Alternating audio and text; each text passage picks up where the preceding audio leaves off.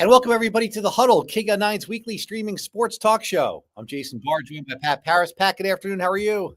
Doing pretty well. The holidays are here, Jason. They are. Yeah, Thanksgiving a couple days time. away. And we're going to start with our Huddle poll question. And that is related to the Territorial Cup game. Would spoiling Arizona State's playoff hopes salvage the Arizona football season? Because U of A is not going to a bowl game regardless. You can pick one of three, and you can vote on our Huddle poll on KingGod9.com. We encourage you to do so. You can vote A, I hate the team up north, yes. B, no, the losing season. This losing season. Yeah, it's this losing season no matter what. And C is Arizona's going to lose, so that doesn't really matter. So 2 and 3, the way I wrote it isn't exactly like that. 2 and 3 are supposed to be more different, as opposed to no is 2 and 3 is, well, it really doesn't matter because they're going to lose this game, right? That's supposed to be the difference between 2 and 3. Regardless, Pat, I know you're choosing number 1. There is no way that an actual Arizona fan, a fanatical Arizona Wildcat fan, could choose anything else but 1, because why couldn't you be frustrated and say, you can be frustrated, but you know what trumps all of that frustration? This Territorial Cup game, Jason. That's what it is. Remember, I did the story last year on the Absolutely Arizona Territorial Cup, 98th edition coming up. There have been polls done where, yes, Alabama, Auburn, and Oklahoma, Texas, and Duke, North Carolina. You talk about all these amazing rivalry games that set the tone for college football, college basketball. But the number one the one that churned up the anger and the hatred and the nasty nature of things, number 1 was Arizona State, the Territorial Cup game. So if you're really an Arizona Wildcat fan and you really care about this school and this, not just the football program, but this athletic program, there's no other way to go but 1. Yes, I hate the team up north. Salvage the season, whatever you want to say. It helps take a little bit of the sting of this disappointing season away, because the Territorial Cup game is the most important game of the year, period. It is. I think you could be a fan and just be very frustrated this season and say, you know what, they're going to lose anyway, so what difference does it make? No, but here's the thing, Pat. It shouldn't be this big of a game. You know what you should look at this game as? It should be a stepping stone to another game, a bowl game or a Big 12 title game. But it's not. It's not. So it's not this year, but it should be. It should be. But you know what? We're here in Tucson. We're used to not going to bowl games in football, but we're not used to is losing the Territorial Cup game. Yes, you lose. There are it ebbs and flows. We've won 2 in a row. Before that, Arizona State won 3 in a row. They had the lopsided 70-7 game, but we had the one last year that, if it weren't for just kind of letting up a little bit, it would have been more like 70. What, if Jacob Cowing catches that pass in the end zone before halftime, they were on their way to 70. And if they were close to 70, so I think they would have gone for it with the, hey, we were just doing what they did to us a couple years ago. That could have happened last year. Yeah, it could have. It could have. You made that point at the time, and I agreed with you. I just think that, yes, Jason, we're going to look back on the season and say, what happened?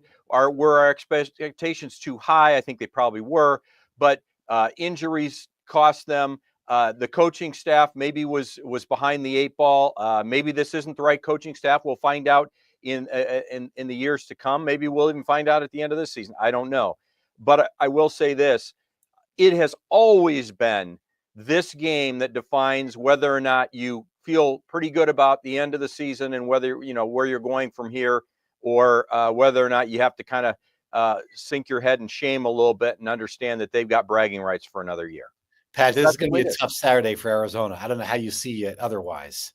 I mean, this ASU team has won, 4 or 5 games in a row, 9-2, playing with incredible confidence, all the momentum. This running back runs with a swagger. And guess what they also have is they've got a lot of confidence, and maybe that confidence is unfounded in some ways, in some regards. They were lucky to beat BYU, and BYU isn't the team that they were even 4 or 5 weeks ago. They have lost their offense. I don't know what happened to them on the way to a potential Big 12 title game.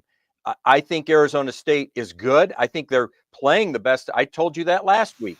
I thought they were playing as well as Colorado, and now it proves out that they're probably playing better than Colorado. But these are kids that have never been in this position before. If they win this game, Arizona State, they go to the Big 12 title game.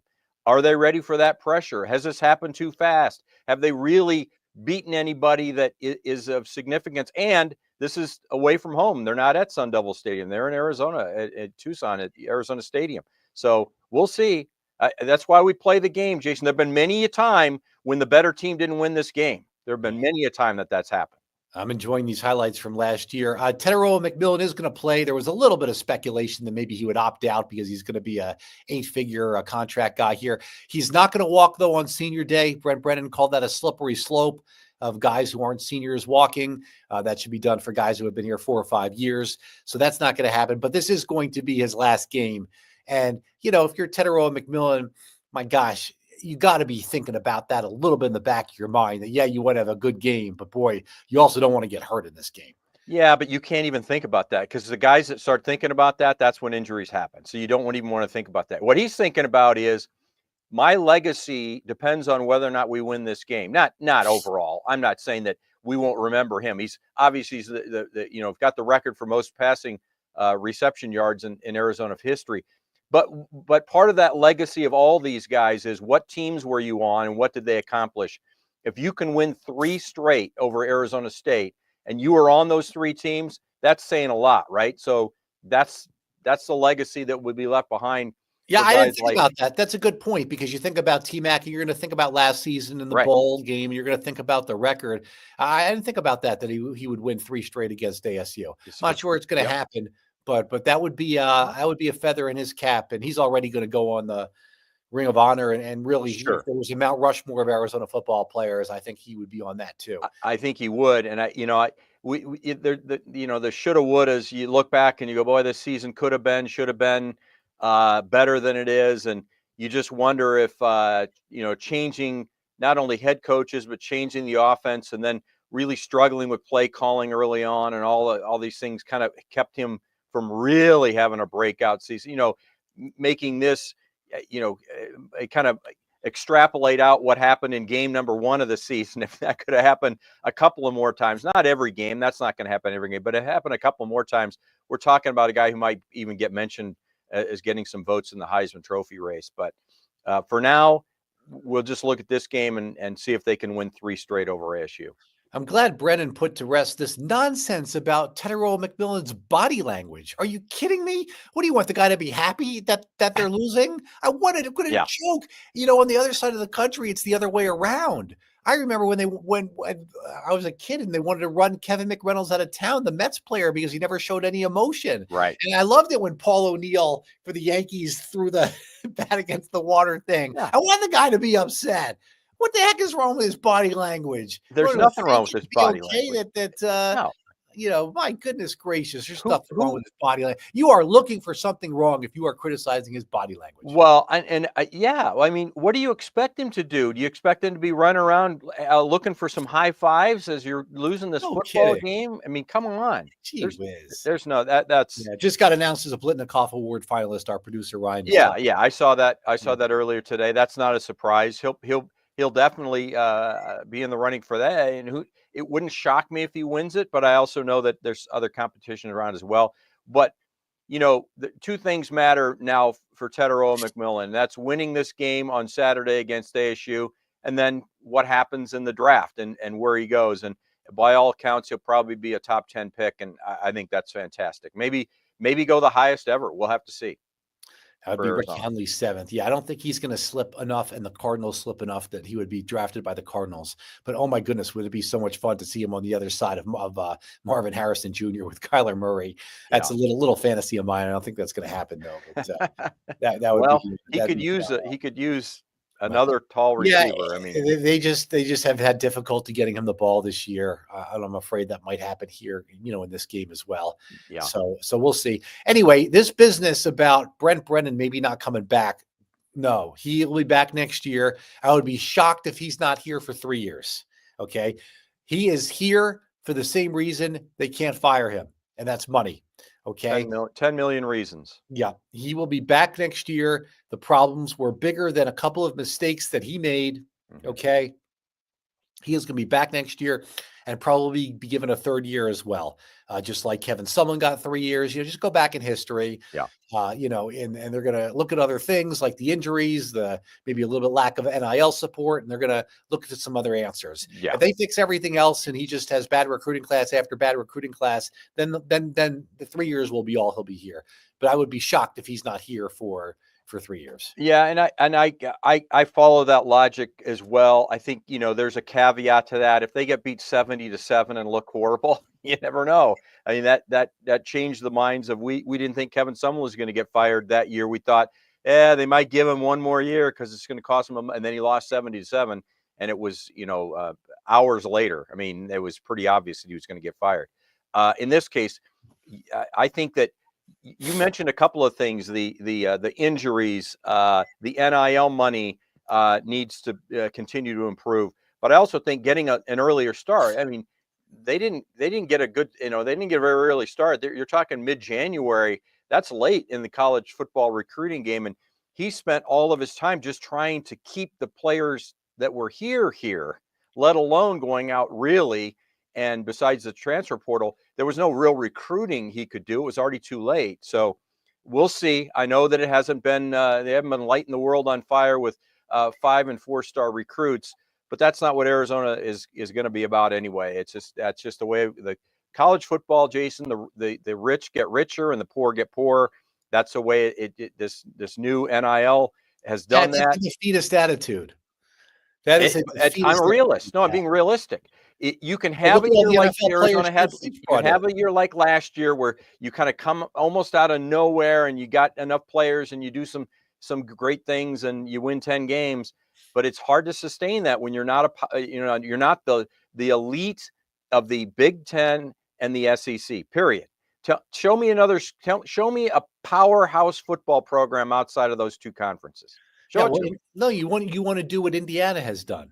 That's what you want to do. Yeah, and then when they finally meet one of the big dogs, they get their rear ends. Well, they've lost one game this year, Pat. Gee whiz. Yeah, against Ohio State. They hadn't played anybody yet. So, yeah, if your schedule is really favorable and you can hold off playing Ohio State until the second to last game, then you're going to have a great record. But they're not going to make the playoff. They're not going to do anything, I wouldn't think. But maybe they sneak in. I haven't looked at the rank to see where they are ranked. Maybe they slip in, but they'll get ousted right away by, one of the Power 4 big boys. Last I saw, it was an 8.5-point favorite for ASU. ASU 9-2 against the spread this year. U of A 2-9 against the spread this year. I think the only question here this week is whether or not it's a close game. I would be absolutely shocked beyond belief if Arizona won. And really pleasantly surprised if it was under 10. I wouldn't be shocked beyond belief. I would be pleasantly surprised if they win this game. But I've said it before. I'll say it again. The best team doesn't always win this game. And, Arizona's been on the side of it, too, that 98 season when they almost lost to ASU when they were on their way to being number 3 in the country, that they a play or two less and they don't win that ASU game. It was close. Yeah. So even great teams sometimes struggle in this game. That's my point at that game to say this could happen to ASU too. You think you're going to roll on into the Big 12 title game? Maybe not. All right, let's kick off 1:30 Arizona Stadium this Saturday. Let's spend a few minutes on Arizona basketball, but in the meantime, let's check our Huddle poll question. See if we've gotten some votes here. What do you think? Does an Arizona win spoil ASU season? Does that salvage Arizona's season? That's what we want to know. Okay. 45.2% of people say yes. And this is a lot of more people than I thought with 2 and 3. See, nope, terrible season, or 3, they don't really care because they think U of A is just going to lose. So what's the point? I'm a little surprised at how many people are saying B and C. I know sometimes negative gets some votes, but I'm a little surprised that A is not higher. Yeah, I would have thought it would be more like 50% and the other 2 would split the rest, but yeah. All right. Another team not having a great year, at least a start to the year. It's still early, Arizona basketball. Boy, what a surprise. You give up 103 points to Wisconsin and you only score 55 against Duke. And certainly one player who's really struggling that Arizona could point to is the defending Pac-12 and the final ever Pac-12 player of the year, Caleb Love, just 5 for 26 field goal shooting. Pat, you think there's a confidence issue? I really do. I think it started late last season, and it really showed up for Caleb Love in that loss to Clemson when he went 0 for 9 from 3. You look at him in these 2 games, Wisconsin and Duke, he goes 1 for 15 behind the arc.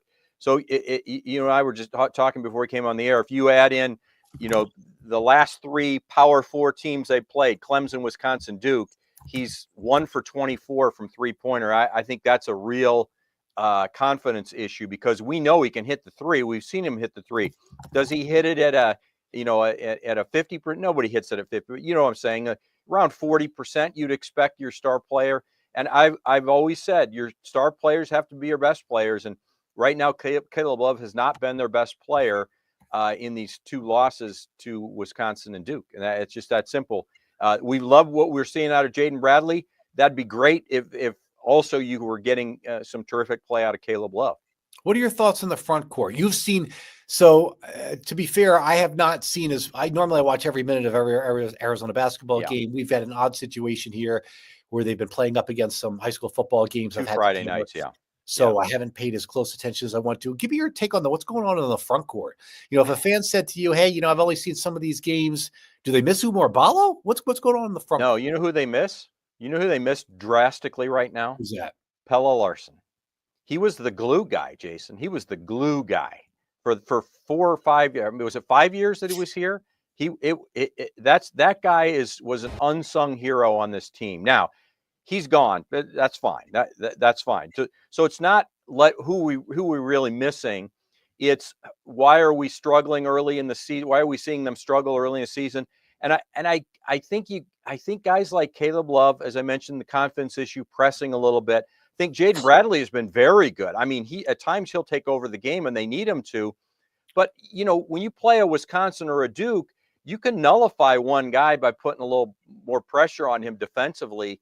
And that's what I think happened is Jaden Bradley would have a little stretch and then all of a sudden they would clamp down on him and he'd have to go somewhere else. I think KJ Lewis has been good. I think he'll get better as the season goes on now that he's a starter. I think that Mo Krivas has definitely been looking like a guy who missed a lot of time because of that ankle injury, right? And it was ankle injury, and he's just kind of rounded into form. I think what you have to remember, though, too, Jason, is they just lost to at Wisconsin. Wisconsin, by the way, is now, if you looked at the new polls, they're up to 15th. They're 7-0, and they play in the Big Ten. That's a really great basketball conference, too. Probably the second best basketball conference to the Big 12. And Duke, 4-1. They're up to number 11 right now. They play Kansas tonight. We'll learn a lot more about Duke. But what if there was a world in which Wisconsin and Duke were top 10 teams and Arizona might still be a top 10 team down the road, but right now they're just not. And we might look back on this and go, remember those 2 losses at the beginning of the season? We didn't think Arizona was going to be all that good. And it turns out they were really good because those 2 teams were actually great. Yeah, that's what you're hoping here because, Yeah. You want the teams you lose to do really well to make it look like they aren't bad losses. And at the end of the year, quad 1 losses instead of, quad 2 or quad 3 losses. I could take one of the losses and wasn't expected to win both. But my apprehension here is you give up 103 one night and only score 55 the other night. That means you've got issues on both sides of the ball. Yeah, but I could say that Duke only scored 66. They actually played very good defense against Duke, Jason. They really did. Did Duke slow it down? What's that? Did Duke slow it down? Duke slowed it down for sure. And so as you and I were talking before we came on the air, I really think this boils down to Arizona has a distinct style, right? It's running, it's trying to push it, and they want to score in the 90s, right? They want to get the scores way up. Duke plays such great defense that they force you to slow down and really work to get your shots and get your quality shots. And when Arizona's taking a lot of shots later in the shot clock and they're 3-pointers and they're missing them, that's how you only score 55 points. But for Duke to only score 66, that tells you exactly 69. I'm sorry. They scored 69. But that tells you that Arizona actually emphasized a lot more defense, and they did some nice things defensively against Duke that they didn't do against Wisconsin. I think they were shell-shocked at Wisconsin like we were hoping it wouldn't happen. I think they were. I think that environment was overwhelming for some of these guys, and it just kind of snowballed at Wisconsin.